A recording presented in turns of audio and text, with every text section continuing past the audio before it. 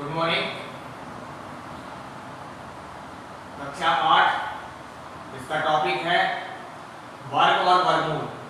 इससे पहले हमने यहाँ पे पिछली क्लास में 2 वीडियो पढ़े हैं, तो वहाँ पर आपको जो चर्चा समझाई गई थी वो वर्ग और वर्गमूल में से वर्ग के बारे में समझाई गई थी, और उसके अंदर हमने वर्ग से संबंधित कुछ छोटे मोटे सवालों को हल किया था।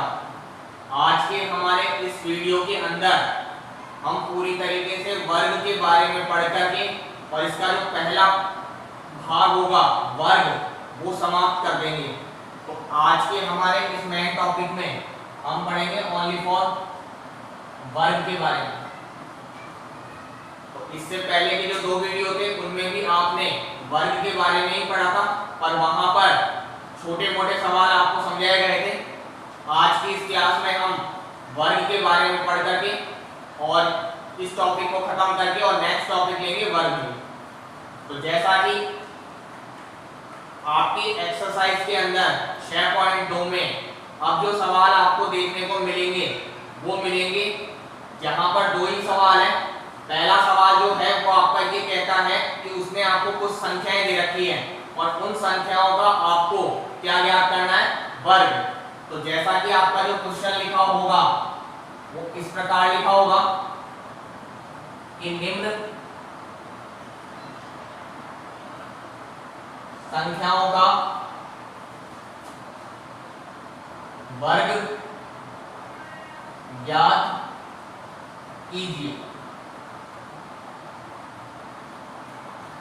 उसने आपको वैसे तो 5-6 सवाल दे रखे हैं, हम वहां पर उनमें से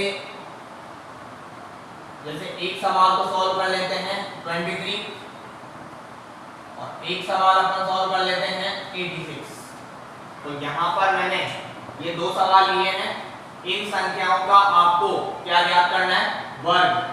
तो ज्यादा कोई बड़ी बात नहीं है, क्योंकि पिछले 2 वीडियो में आपको पूरी तरीके से ये समझा दिया गया है कि वर्ग का मतलब होता क्या है। तो वर्ग का मतलब होता है कि उस संख्या को उसी संख्या से गुणा करना। तो यहाँ पर चलिए बात करते हैं पहले सवाल की। पहले सवाल में जैसा कि उसने आपको संख्या दे रखी है 23, आपको यहाँ पर 23 का क्या ज्ञात करना है, वर्ग। तो अगर हम 23 का वर्ग ज्ञात करेंगे तो वर्ग का मतलब आपको समझाया गया था कि उस संख्या को उसी संख्या से क्या कर दिया जाए, गुणा कर दिया जाए। तो ऐसा करने पर जो आपको आंसर मिलता है वो यहाँ पर किसका उत्तर कहलाता है, वर्ग का। तो कहने का मतलब है हम यहाँ पर 23 को गुणा करेंगे 23 से। तो जब हम 23 को 23 से गुणा करेंगे तो ऐसा होने पर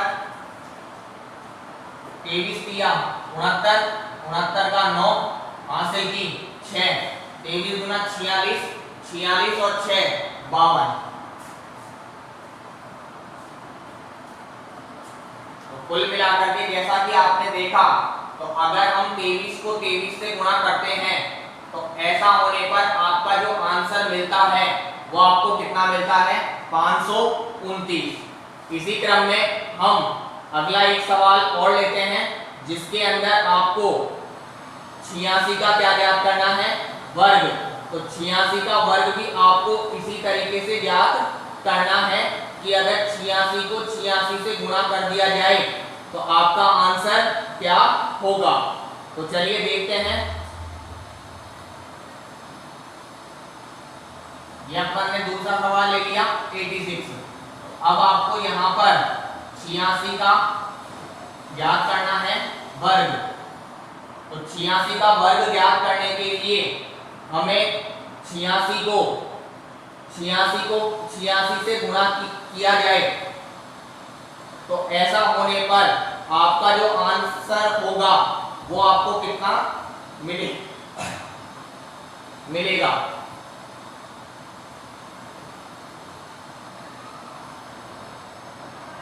तो यहाँ पर हम लिख लेते हैं 86 इंटू 86।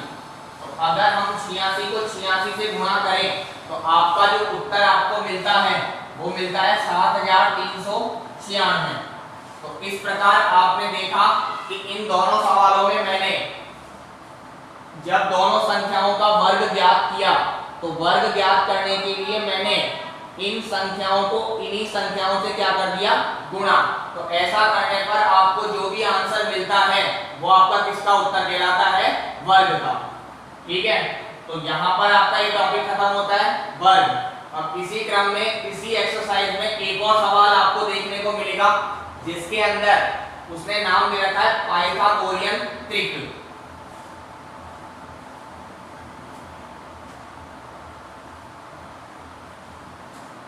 पाइथागोरियन त्रिक का मतलब होता है जब हमारे पास तीन संख्याओं का क्या होता है, समूह। तो ऐसे समूह को हम क्या नाम देते हैं, पाइथागोरियन त्रिक। अब वो यहाँ पर पहले तो आप ये देखो कि जैसा कि मैंने यहाँ पर नाम लिखा है पाइथागोरियन त्रिक,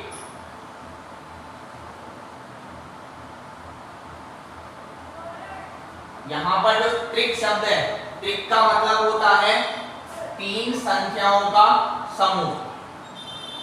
तीन संख्याओं का समूह। तो जब तीन संख्याओं का समूह बन जाएगा तो उसे हम क्या नाम दे देंगे, पाइथागोरियन त्रिक। अब ये जो तीन संख्याओं का समूह बनता है वो यहाँ पर किस प्रकार बनेगा, तो वो आप देखिए। यहाँ पर जो पहली संख्या होती है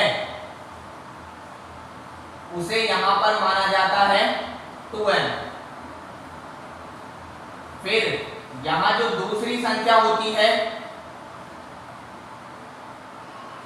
उसे माना जाता है m² - 1। और यहाँ जो तीसरी संख्या होती है उसे माना जाता है m² + 1। तो इन तीनों फॉर्मूलों के द्वारा हम यहाँ पर पाइथागोरियन त्रिक यानी कि तीन संख्याओं का समूह ज्ञात कर सकते हैं। अब यहाँ पर वो आपको क्या करेगा, वो जो तीन संख्याओं का समूह होगा उनमें से एक संख्या आपको दे देगा। आपको वो यहाँ पर बाकी की दो संख्याएं पूछ करके और क्या बनवाएगा, पाइथागोरियन त्रिक। तो इसके लिए जैसा कि आपको आपकी एक्सरसाइज में जो प्रश्न दिख रहा होगा वो किस प्रकार होगा, निम्न संख्याओं के लिए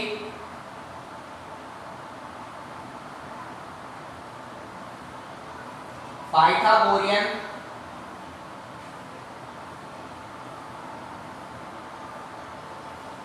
त्रिक लिखिए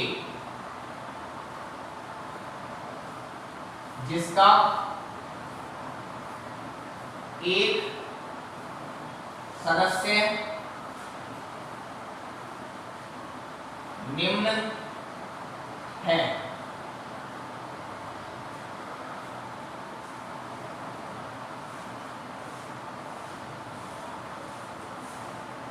तो यहां पर मैंने आपकी प्रश्नावली का जो सवाल लिखा है वो इस प्रकार है कि निम्न संख्याओं के लिए आपको क्या लिखना है, पाइथागोरियन त्रिक जिसका एक सदस्य का मतलब आपको एक संख्या दे रखी है उसने। तो इस सवाल को समझने के लिए मैंने यहाँ पर दो सवाल लिए हैं, जिनमें से मैंने पहले सवाल में जो तीन संख्याओं के समूह में से एक संख्या है उसे लिया है 6, और दूसरे सवाल में मैंने जो तीन संख्याओं के समूह में से एक संख्या ली है वो कितनी ली है, 12। तो अब आपको अन्य दोनों संख्याएं ज्ञात करके और यहाँ पर इन संख्याओं के लिए क्या ज्ञात करना है, पाइथागोरियन त्रिक। तो चलिए चलते हैं। तो जैसा कि आपको सबसे पहले करना क्या है, आपको यहाँ पर ये जो संख्या दे रखी है इसे हम मानते हैं पहली संख्या।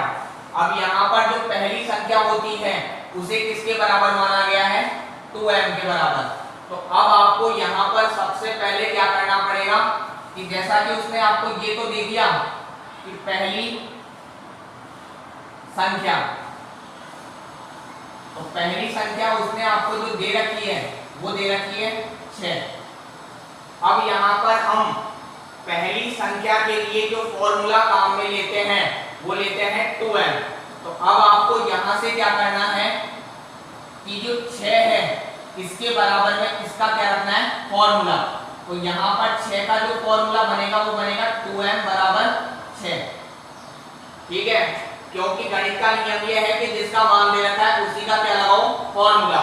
तो जैसा कि उसने आपको यहाँ पर 6 दे रखा है, अब ये जो 6 है वो यहाँ पर आपकी क्या है पहली संख्या, और हम पहली संख्या को किस रूप में लिखते हैं 2m के रूप में। तो ऐसा होने पर हम ये कह सकते हैं कि जो 2m है उसका मान कितना है 6। ऐसा इसलिए किया गया क्योंकि आपको यहाँ से किसका उत्तर मिलेगा m का। तो m का उत्तर ज्ञात करने के लिए हम किसे बाहर भेजेंगे 2 को। तो 2 और m के बीच में किसका निशान है गुणा का, उधर आकर के किसमें बदलेगा भाग में। तो ऐसा होने पर आपको m का मान कितना मिलेगा 3। ठीक है, अब यहाँ पर पहली संख्या के द्वारा हमने किसका मान पता लगाया m का। अब दूसरी संख्या का पता लगाने के लिए अब आपको क्या करना है दूसरी संख्या का फॉर्मूला लिखना है। तो जैसा कि आपको दूसरी संख्या का फॉर्मूला नजर आ रहा होगा m स्क्वायर माइनस 1।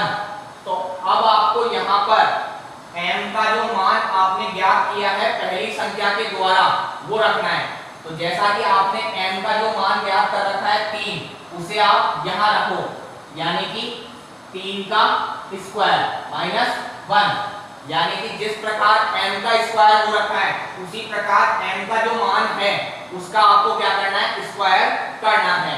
तो जैसा कि हम 3 का अगर स्क्वायर करते हैं, स्क्वायर का मतलब वर्ग, यानी कि 3 को अगर 3 से गुणा किया जाएगा तो 3 किया 9, और 9 में से अगर 1 घटाया जाए तो आपको दूसरी संख्या क्या मिलेगी 8। और इसी क्रम में अगर हम तीसरी संख्या ज्ञात करें तो तीसरी संख्या ज्ञात करने के लिए आपका जो फॉर्मूला लिखा हुआ है वो लिखा हुआ है m स्क्वायर प्लस 1, यानी कि तीसरी संख्या ज्ञात करने के लिए अब आपको वापस m का मान जो आपने पहले ज्ञात किया था 3 वो यहाँ रखना है, यानी कि 3 का स्क्वायर और प्लस 1।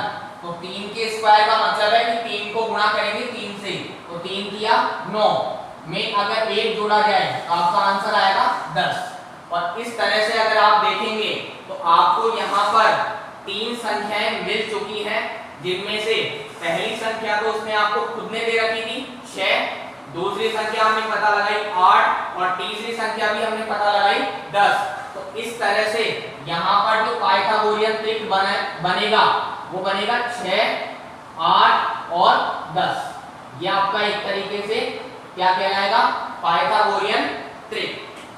ठीक है, अब इसी क्रम में हम अगला सवाल समझने की कोशिश करते हैं। अगर आपको यहाँ पे थोड़ा सा समझने में दिक्कत है तो आप अगले उदाहरण के माध्यम से भी इसे समझ सकते हैं। तो अगले उदाहरण यानी कि अगले सवाल में जो आपको संख्या दे रखी है वो है 12। तो कहने का मतलब है यहाँ पर पाइथागोरियन त्रिक का मतलब होता है 3 संख्याओं का समूह। अब 3 संख्याओं के समूह में से उसने आपको यहाँ पर एक संख्या दे रखी है कितनी 12। हमें यहाँ पर अन्य दोनों संख्याओं को ज्ञात करना है। तो चलिए देखते हैं।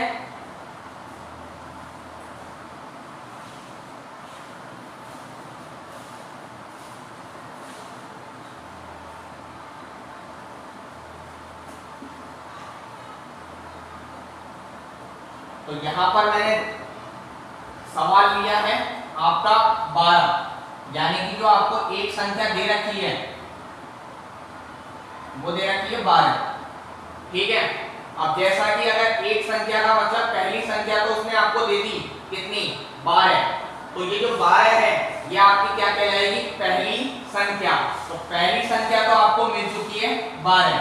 अब यहाँ आपको क्या करना है गणित के नियम के अनुसार कि जिसका मान दे रखा है उसी का क्या लगाएंगे फॉर्मूला। तो उसने आपको ये जो 12 वाला मान दिया है ये किसका दे रखा है पहली संख्या का। तो यहाँ पर जो पहली संख्या है उसे आप क्या मानते हैं 2n। तो अब आपको यहाँ पर पहली संख्या की जगह इसका क्या लगाना है फॉर्मूला। तो पहली संख्या का जो फॉर्मूला आपको दिख रहा है वो दिख रहा है 2n। तो अब हमें यहाँ पर 2n के बराबर क्या रखना है 12। तो उससे आपको यहाँ पर किसका मान पता चलेगा m का। तो m का मान ज्ञात करने के लिए हम यहाँ पर किसे बाहर भेजेंगे, 2 को। तो 2 और m के बीच में गुणा का निशान है, इधर आकर के किसमें बदलेगा, भाग में। तो 12 में अगर 2 का भाग लगाया जाए तो आपका m का आंसर आएगा 6। तो इस तरीके से आपने पहली संख्या के द्वारा जो किसका मान पता लगाया, m का। अब m का मान पता लगाने के बाद में हम बाकी की दूसरी और तीसरी संख्याओं का पता लगा सकते हैं। तो चलिए चलते हैं दूसरी संख्या का मान पता लगाने के लिए। तो जैसा कि दूसरी संख्या का मान पता लगाने का फॉर्मूला आपको ऊपर भी दिख रहा है, m² - 1, और मैंने नीचे भी लिख रखा है m² - 1। तो यहाँ पर आपको m की जगह पर उसका क्या बिठाना है, मान। तो m का मान आपने पहली संख्या के माध्यम से पता लगाया 6। तो अब आपको यहाँ पर लिखना है 6 का स्क्वायर माइनस 1। तो 6 के स्क्वायर का मतलब है कि 6 को गुणा कर दो 6 से। तो 6 को अगर 6 से गुणा किया जाए तो 6 6 36, और 36 में से आपको माइनस करना है 1। तो 36 में से अगर 1 घटाया जाएगा तो आपका आंसर आएगा 35। ठीक है, तो इस तरह से आपको जो दूसरी संख्या मिली वो कितनी मिली, 35। चलिए अब चलते हैं तीसरी संख्या में। तो तीसरी संख्या का पता लगाने के लिए वापस फॉर्मूला तो जैसा कि मैंने लिख रखा है m² + 1। तो आपको यहाँ पर m का मान कितना रखना है, 6। तो 6 का स्क्वायर और प्लस 1। तो 6 के स्क्वायर का मतलब है कि 6 को गुणा करेंगे हम 6 से। तो 6 को अगर 6 से गुणा करते हैं तो 6 6 36 में अगर 1 जोड़ दिया जाए तो कितना हो जाएगा, 37। तो इस प्रकार हमने पहली संख्या का मान जो कि आपको प्रश्न में दे रखा था उसके आधार पर हमने बाकी की दोनों संख्याएं ज्ञात कर ली। तो अब हमारा जो यहाँ पर पाइथागोरियन त्रिक बनेगा तो उसकी पहली संख्या तो होगी 12, दूसरी संख्या होगी 35, और आपकी तीसरी संख्या होगी 37। तो इस तरह से कि जो 3 संख्याओं का जो समूह है ये आपका क्या कहलाएगा, पाइथागोरियन त्रिक। तो इसी वीडियो के साथ यानी कि आज की क्लास में हमने वर्ग और वर्गमूल के अध्याय में से जो हमने पूरा टॉपिक खत्म कर लिया वो कर लिया वर्ग का।